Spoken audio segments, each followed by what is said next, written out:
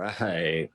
Welcome everyone to another one of my match breakdowns. This video may be a little shorter than usual. I mean, it's not much to this video. This is one of the fastest matches I had at Jiu-Jitsu World League as a white belt. And I guess for the background, it's nothing too interesting. I just got done with the first match. My forearms are blown out because you know that adrenaline dump. So I think I was just able to recover. I think maybe it was like two matches that happened after that to give me enough time to kind of regroup and collect myself. But yeah, let's go ahead and check it out. All right, as you can see here, like I said, with Jiu-Jitsu World League, they don't really record at the very beginning, but I think you probably only missed like maybe 10 seconds ish of slap bumping and moving around. But yeah, so I guess you can see here, this is a little more prominent. And when I was saying I had that really bad wrestler stance, I try to go for a snap down here, which he was prepared for, obviously. Didn't really go for it. I think he had more of a wrestling background too. I think he is actually a wrestler at this time. And then he goes for a shot there. Really good shot, honestly, too. He was pretty deep. As you can see here, he had both arms wrapped around. Honestly, I think he was supposed to go more of an over under grip right there. You can see he was trying to collect both of my legs, which this is honestly what you're going to see next here is you're going to see my ability to sprawl because he wasn't able to collect my leg in close enough to bring it in.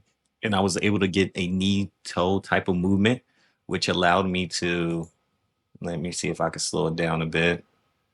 Playback speed, we're going to go to half. So I was able to knee toe my way out and loosen up his grip a bit here, which then I was able to sprawl, get his head on the ground.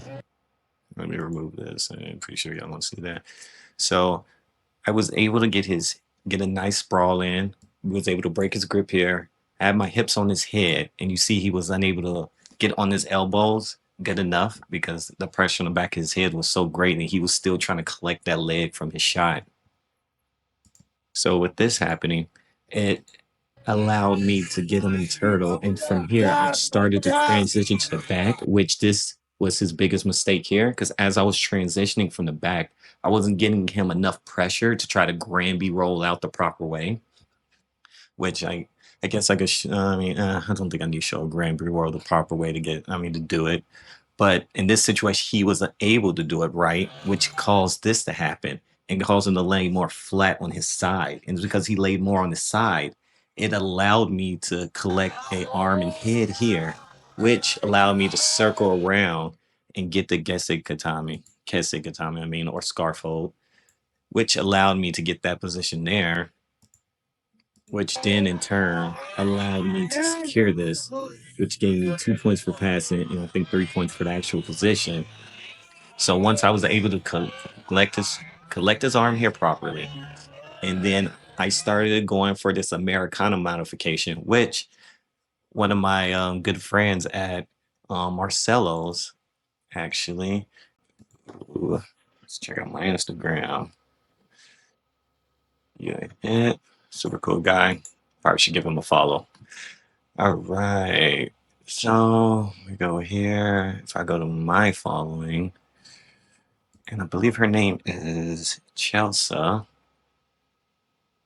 Yep, there you go, Chelsea Lyons. And this was actually the person I learned the Americana from. I just seen her setup on it, and I just applied it to my own situation I was in. Let's see here. It's a particular video, yeah, because right here, see, I even gave her credit for it because I won the match just because I seen her video. Let's see here. Am I able to find the video? No, that's not it. There, yeah, I think it's this one here. Yeah, let's see if I can turn on the sound really fast. To be showing you a crucifix position from top with Super two Americana cool black belt. finishes, whether you want to use your legs She won or your worlds arms too. to finish them. Super badass. This knee is underneath her But shoulder, because of this video really here, crowding into it her. showed me how And I'll to take the properly opposite finish side it with my hand without and lock even into the attempting shoulder it here. once. As she starts to bring her arm in to build a frame, I'm going to keep the pressure in her chest and I'm going to push her wrist right down. See, and it was this motion here that gave me the idea. I was like, okay, because I was in scarf hold. I had control. His hand was poking out. I usually go for the arm bar there. But in this particular situation, I was like, the arm bar might be a little further out. If I could do something a little more tight or a little more control, maybe I could even secure the win a little better there. And that was the whole point of this here. That control, that was what's going on right there, is the same thing you can see. Oh, well, maybe I can get used to better using these tools. But as you see, that's kind of the same thing we're seeing here.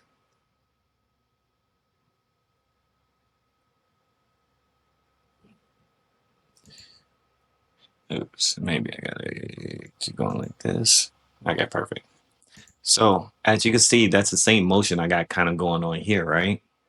As I'm pushing his arm down and as I have this much control over his body, right? So we go back and bring my calf over the top of it, pinning it. From here, I'll bring my ankles together and then pin my knees together as well. I'm going to solidify it by bringing my cross face. well, this part I didn't really need this part because Now I that I already have it had pinned and I the have the top of his position head set up, control. I'm going to keep my knees together, keep my knees going towards the ground, and lift my hips up and into her to And finish see, that that's where Americana that with my finish comes leg. from. Which I thought it was super cool. And I told her immediately after the match was over, I was like, hey, you know, because of your your Instagram video, I was able to win a match. She was like, oh, that's great. And we've been cool ever since then. But I guess to go back into it, I guess as you can see here, it's the same Americana she did. I stepped on my ankle after I had the hand secured. This is taking a little longer and it's going at half speed, but here I was able to step on my ankle, had the hand secured, and it caused me to get the tap. Oh, and then here go one more thing I kind of want to talk about too while we're here. I fucked up. This was my mistake. So after I got the tap, I was just relieved, like, oh Lord, okay, I'm tired. I just did a match. I was like, all right, so this is over fast enough. I'm pretty happy. Here, my hand. I was trying to bring my hand across, and my hand usually go limp. So as I was coming across, I accidentally smacked him, and I felt so shitty for it immediately afterwards. And I was just like, "Oh shit!" Like you could see the surprise on my face after it happened, because I was like, "Oh shit!"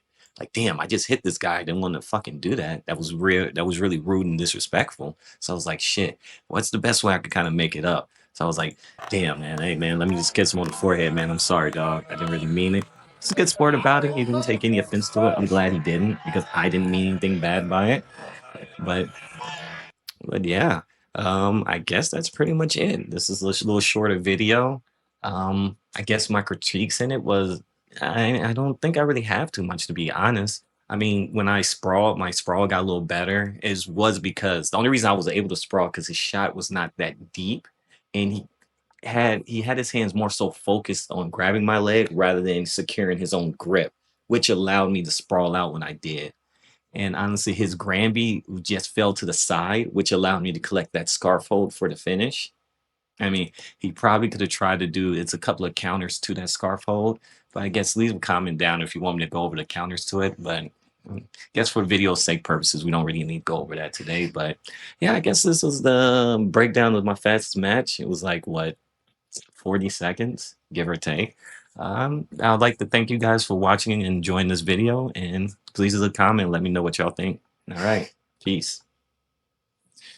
Do, do, do.